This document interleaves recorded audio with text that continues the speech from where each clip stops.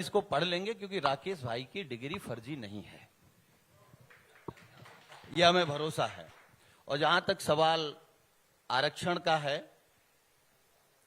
तो आरक्षण में मैं सिर्फ इतना कह सकता हूं कि मैंने आरएसएस के प्रमुख का बयान एक बार सुना था, मोहन भागवत जी का, बिहार में।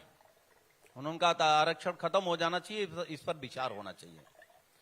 फिर जब जनता ने और खास तौर से आरक्षण में पिछड़े दलित आदिवासियों ने जब आवाज उठाई तो वो पलट गए।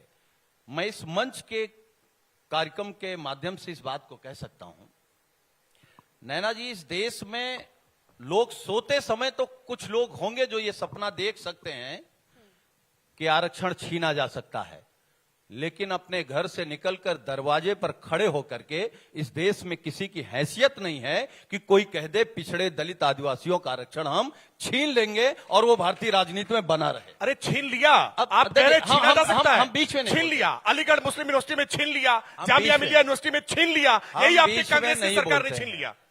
एक दूसरी बात, और मैं बड़ी बात बोलने जा रहा हूं, हो सकता है कि किसी के सीने पर सांप लोटे, हम समाजवादी लोग और इंडिया गठबंधन के लोग जाति जनगणना कराएंगे। और हमारे नेता ने कहा है इस देश में जिसकी जितनी संख्या होगी उसके आधार पर उसकी मदद होगी, सहयोग होगा, उसका आरक्षण होगा। और हम लोग इस बात के खिलाफ हैं कि इस देश में जो 5% लोग हैं, 2% लोग हैं, वो 90% आरक्षण अभी तक पा रहे थे। जब जाति जनगणना हो जाएगी तो सिर्फ सरकारी नौकरियों में नहीं, प्राइवेट सेक्टर में भी पिछड़े दलित आदिवासी आपको दिखाई देंगे और मीडिया में भी दिखाई देंगे। अभी तो नहीं है, आप शायद ओबीसी से आती हैं तो अच्छी बात है कि कुछ लोग दिख रहे हैं, लेकिन बड़ी संख्या में नहीं। खुशी है, संदेह नहीं है, खुशी है कि कुछ जगह दलित पिछड़े आदिवासी भी दिखाई दे रहे हैं। लेकिन अगर जब जाति जनगणना हो जाएगी और बड़े पैमाने पर जब सबको, ये लोग कहते हैं ना कि हम लोग हक खा जाते हैं, जब गिनती हो जाएगी, जितने राकेश भाई जितने % में होंगे उनको मिल जाएगा, अनिल भाई जितने % में होंगे उनको मिल जाएगा, हिंदवी जी जितने % में होंगे उनको मिल जाएगा, हम जितने % में। तो क्या सिर्फ जाति जनगणना जैसे मुद्दों के जरिए आपको लग रहा है कि नैया पार हो जाएगी, लेकिन अपनों जो आपके रूठ रहे हैं उन्हें कैसे मनाएंगे सुनील जी? कोई नहीं रूठा। देखिए, रूठा कौन है? मैं पहले तो डेवलपमेंट पे बात कर लूं। आप लखनऊ में बैठे हैं, माननीय योगी आदित्यनाथ जी 5 साल 2017 से लेकर 22 तक केवल उन कार्यक्रमों के और उन योजनाओं के फीता काटते रहे जो माननीय अखिलेश यादव जी ने इस लखनऊ को दिया है। मेट्रो किसने दी?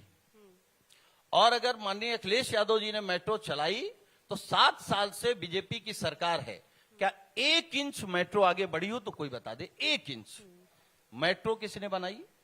एक्सप्रेसवे आप आगरा से लखनऊ वाला देख लीजिए, और फिर इनका एक्सप्रेसवे देख लीजिए पूर्वांचल।